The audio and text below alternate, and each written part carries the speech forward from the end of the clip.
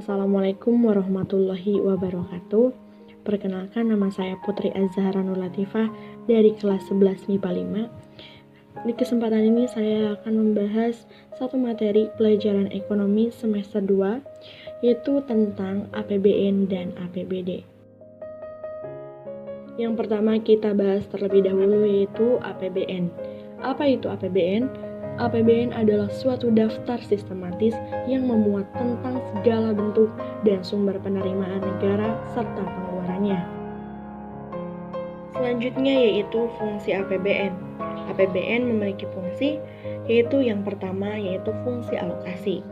Lalu ada fungsi distribusi, fungsi stabilisasi, fungsi otoritas, fungsi perencanaan, dan yang terakhir yaitu fungsi regulasi.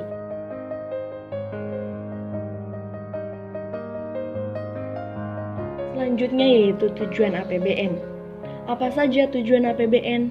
Tujuan APBN yang pertama yaitu sebagai pedoman penerimaan dan pengeluaran negara dalam melaksanakan tugas kenegaraan.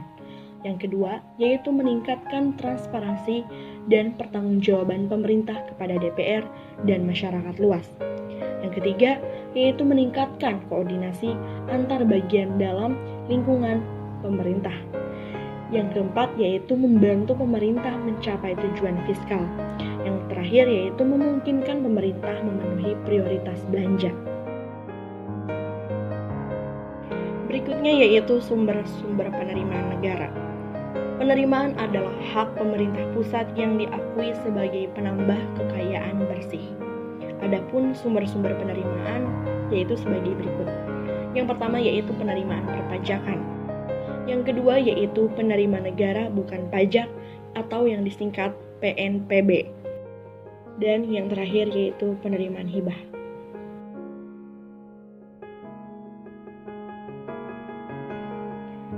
Bahasan yang terakhir mengenai APBN yaitu mekanisme penyusunan APBN. Di sini ada asas penyusunan APBN atau dasar disusunnya APBN, yaitu sebagai berikut.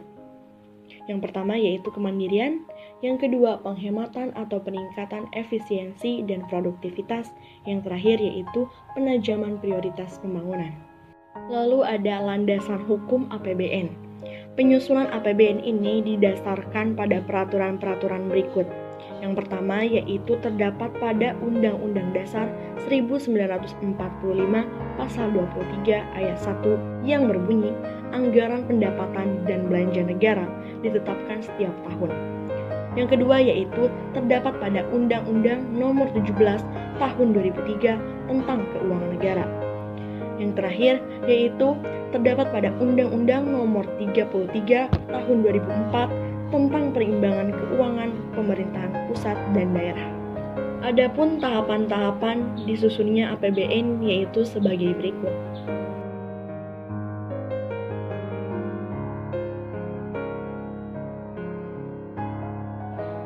Kita beralih ke pembahasan selanjutnya yaitu mengenai APBD.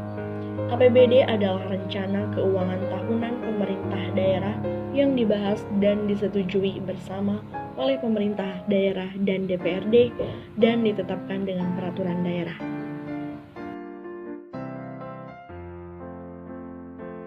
APBD juga memiliki fungsi. Yang pertama yaitu fungsi otorisasi, lalu ada fungsi perencanaan, fungsi pengawasan, fungsi alokasi, fungsi distribusi, dan yang terakhir yaitu fungsi stabilisasi.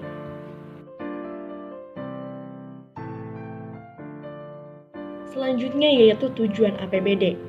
Apa saja tujuan APBD itu? Tujuan APBD yang pertama yaitu membantu pemerintah daerah untuk mencapai tujuan fiskal. Yang kedua yaitu meningkatkan pengaturan atau juga koordinasi tiap bagian yang berada di lingkungan pemerintah daerah. Lalu yang ketiga yaitu menciptakan efisiensi terhadap penyediaan barang dan jasa. Dan yang terakhir yaitu menciptakan prioritas belanja pemerintah daerah. Kita beralih ke sumber-sumber penerimaan daerah.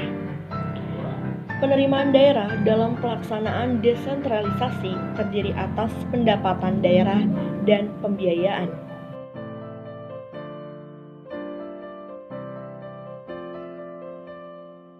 Dan yang terakhir yaitu mekanisme penyusunan APBD. Bagaimana sih mekanisme penyusunan APBD itu? Mekanisme penyusunan APBD dapat dirinci sebagai berikut.